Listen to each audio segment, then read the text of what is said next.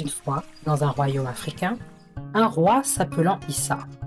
C'était un roi aimé de tous, connu pour sa sagesse et sa bienveillance envers son peuple. Il était décrit comme un roi charismatique, d'une grande stature et d'une présence impressionnante. Son autorité était respectée par tous ceux qui l'entouraient. Son frère, Kwame, nourrissait une jalousie féroce envers lui. Kwame, avide de pouvoir, complotait en secret pour s'emparer du trône depuis des années. Kwame. Nous devons agir rapidement pour éliminer le roi et prendre le contrôle du royaume. Le régent. Comment comptes-tu faire cela sans éveiller les soupçons? J'ai un plan. Nous allons attirer le roi dans un piège pendant son voyage et le faire disparaître. Une fois qu'il sera hors de notre chemin, le trône sera à nous. Au même moment, dans la salle du trône, le roi. Je pars demain pour quelques semaines. Je te confie le royaume en mon absence, mon fidèle conseiller. Le conseiller. Sire, il y a des rumeurs de complot dans l'ombre. Ne faites confiance à personne en dehors de vos proches conseillers. Ne t'en fais pas. Le roi doit voyager vers une région lointaine pour régler des affaires de royauté et visiter tous les villages sous sa responsabilité. Pendant son périple dans la jungle dense, il rencontre un lion majestueux, doté d'ailes puissantes. Le lion planant au-dessus des arbres semblait suivre Issa comme un protecteur. Intrigué, il s'approcha pour découvrir le lion ailé, qui planait avec grâce. Ils échangèrent à ce moment-là des regards pleins de respect et de curiosité. Le roi stupéfait lui demanda « Qui es-tu » Le lion. Je suis le gardien de cette jungle. Je m'appelle Tarouba. Et je sens que ton destin est lié au mien. Le roi. Comment cela? Je ressens en toi une force et une détermination qui m'intriguent. Je suis honoré de faire ta connaissance, noble lion ailé. Suis-moi, et je te montrerai les merveilles de cette jungle. Ensemble, ils parcoururent des terres inconnues, peuplées de créatures mystérieuses, bravant 1000 dangers.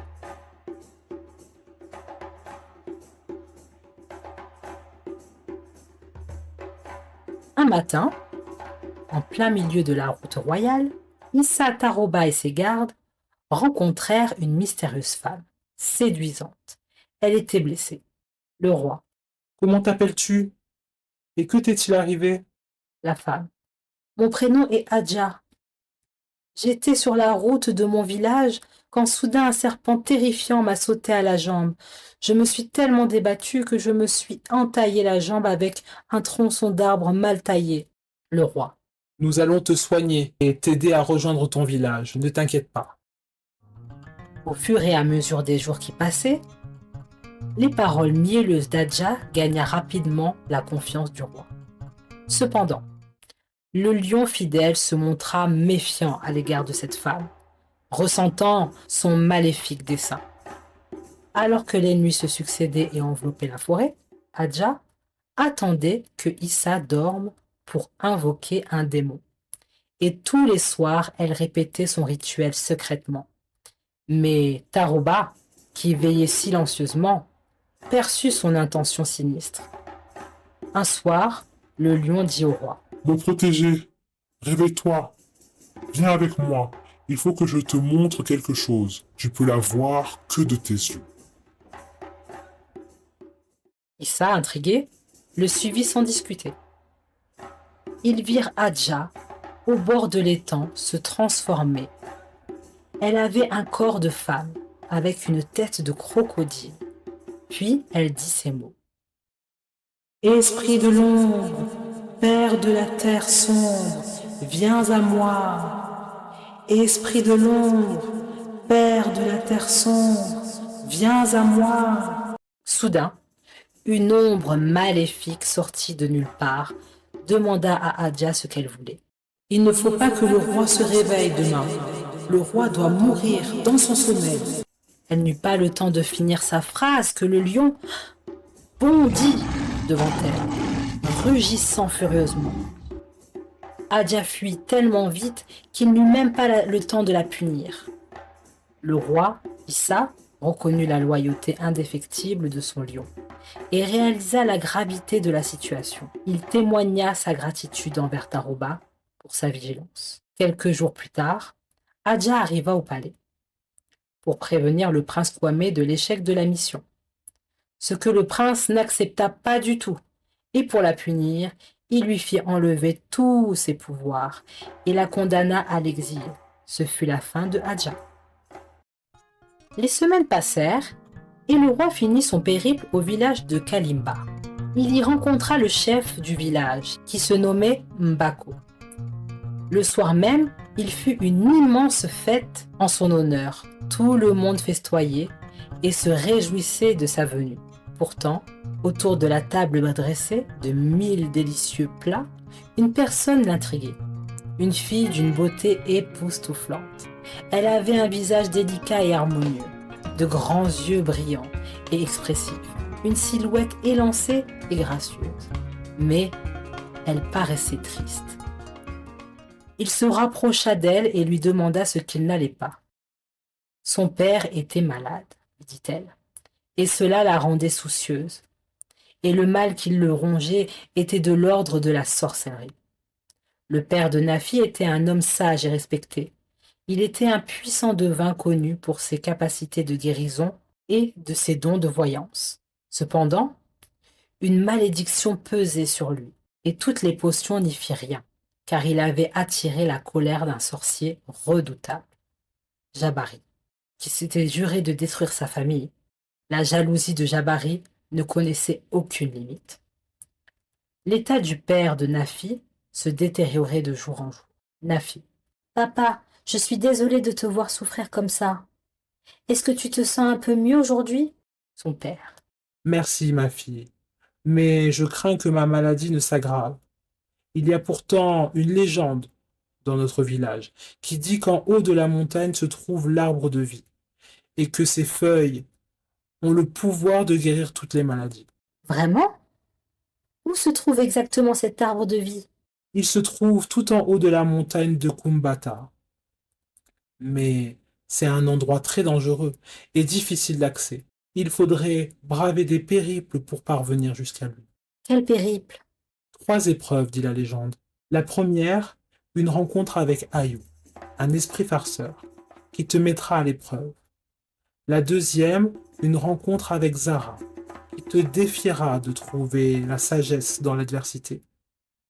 Et enfin, tu devras faire face à Aïcha, la gardienne de l'arbre de vie, qui testera ta détermination et ta bravoure. Je comprends. Je ramènerai les feuilles de cet arbre de vie pour te guérir, papa. Merci, ma fille. Je sais que tu es forte et courageuse. Mais n'oublie pas, ces épreuves ne sont pas à prendre à la légère. Sois prudente. Elle expliqua tout ça à Issa, qui lui proposa de l'aider dans son aventure. Quelques jours passèrent. Issa et Nafi ressentirent une connexion profonde. Au fil du temps, leur relation s'est construite autour d'une profonde amitié. Leurs sentiments sont devenus de plus en plus forts. Et bientôt, ils ont réalisé qu'ils étaient tombés amoureux l'un de l'autre. Le jour du départ, pour trouver le remède, est arrivé. Et tout le monde au village leur souhaitèrent bonne route. Le roi, Nafi et Tarouba partirent sur la haute montagne et alors qu'ils montèrent depuis des jours, une voix étrange retentit. C'était Ayo, l'esprit farceur de la montagne. Ayo défia le roi Issa à une épreuve pour tester sa détermination et sa bravoure. Issa fut mis au défi de traverser sur un pont de corde suspendu au-dessus d'un précipice vertigineux ou patauger des crocodiles. Le vent soufflait violemment, faisant osciller le pont de corde de manière menaçante. Ayo, en tant qu'esprit farceur de la montagne, faussa l'essence d'Issa en changeant la direction du chemin et en faisant apparaître des illusions d'optique, telles qu'une avalanche de pierres, puis un brouillard épais pour le désorienter. Malgré la peur qu'il ressentait, Issa fit preuve de force mentale et de bravoure pour franchir avec succès le pont suspendu. Ayo, impressionné par le courage et la détermination du roi Issa, admit sa défaite et lui offrit la bénédiction de la montagne, avec une amulette visant à enfermer ses ennemis à vie dans l'errance éternelle. Quelques heures plus tard, nos 3 compagnons décidèrent de se reposer un peu. Ils s'endormirent dans la forêt profonde. Dans son sommeil, Nafi rêva d'une lueur étrange venant de la direction d'une grotte. Intrigué, Nafi se rendit à l'entrée de la grotte et y découvrit l'esprit de la lumière, Zara. L'esprit de la lumière qui lui tendit la main. Zara l'invita à entrer dans la grotte, mais Nafi hésita. Malgré ses craintes, elle se laissa convaincre et suivit Zara à l'intérieur. À peine entrée, la grotte semblait se remplir d'une brume épaisse. Nafi sentit une présence spectrale autour d'elle. Les ombres étranges et troublantes de fantômes semblaient danser dans la brume, provoquant des frissons dans tout son corps. Zara disparut subitement dans la brume, laissant Nafi toute seule et effrayée. Alors qu'elle commençait à paniquer, une voix douce et rassurante se fit entendre. C'était Zara. Qu'est-ce qui est toujours en avance, mais qui n'arrive jamais? Encouragée par la douce voix de Zara, Nafi ferma les yeux et concentra toute sa volonté et son calme pour répondre. C'est demain, parce que demain est toujours en avance par rapport à aujourd'hui. Mais il n'arrive jamais, car une fois qu'on est dans le demain, il devient aujourd'hui. Sa réponse était juste, dissipant la brume et révélant la beauté paisible de la grotte. L'esprit de la lumière remet à Nafi une noix de coco, mais pas n'importe quelle noix de coco. La noix de coco unique, Zara. Quand tu feras boire l'eau de cette noix de coco à une personne de ton choix, cette personne sera obligée de te dire la vérité. Zara disparut dans la brume et aussitôt, Nafi se réveilla, la noix de coco à côté d'elle. Après quelques jours de marche, ils arrivèrent devant un gigantesque arbre en or massif. C'était bien l'arbre de vie devant eux. Au même moment, apparut la gardienne de l'arbre appelée Aïcha. Aïcha. Je suis l'ombre et la lumière, le torrent et la sécheresse, la gardienne et l'âme de l'arbre de vie. Qui êtes-vous pour troubler ma tranquillité? Issa. Je suis le roi Issa. Je suis accompagné de Nafi, ma promise, et mon ami fidèle, Tarouba. Nous venons vous présenter nos respects et nous vous prions de bien vouloir nous accorder une audience. Aïcha. Je t'écoute. Parle, homme.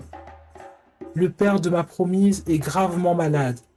Il est sur le point de mourir et nous souhaitons, avec le plus profond respect, prendre une feuille de l'arbre de vie pour le soigner. Cela est la divine providence qui vous envoie. J'aurai une tâche à vous confier, mais pas sans risque. Dans la forêt, une panthère à 2 têtes terrorise la faune et la flore. Les animaux vivent dans la peur constante de cette créature redoutable. Je te désigne, toi, le lion ailé, pour mettre un terme au ravage de la panthère. À ces mots, Tarouba ne perd pas une minute et s'envole d'un coup d'aile. Planant à 1000 lieues, il découvre avec stupéfaction la dévastation d'une partie de la forêt. En se rapprochant de plus en plus, il se retrouve nez à nez avec la panthère à 2 têtes. Les rugissements se font entendre dans toute la forêt pendant 3 jours et 3 nuits. Et malgré ses attaques forcées, le lion ne parvient pas à vaincre la panthère. À chaque fois qu'il décapite les têtes, elle repousse instantanément.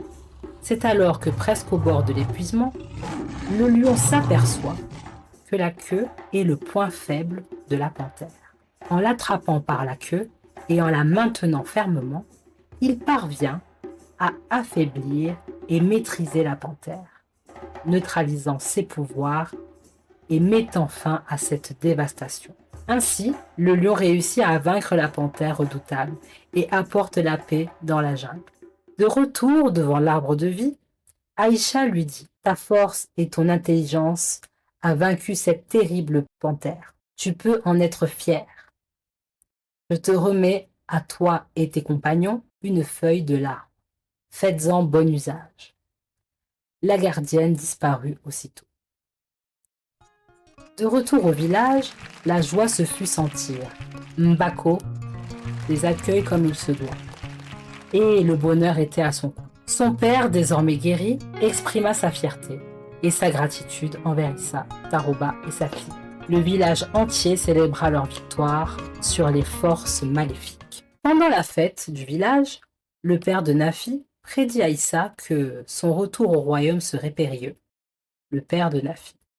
Mon roi, il faut que vous soyez prudent.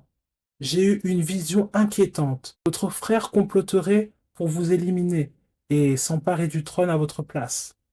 Issa. C'est déplorable, mais je vous remercie de m'avoir averti. Je vais me préparer en conséquence et rester sur mes gardes.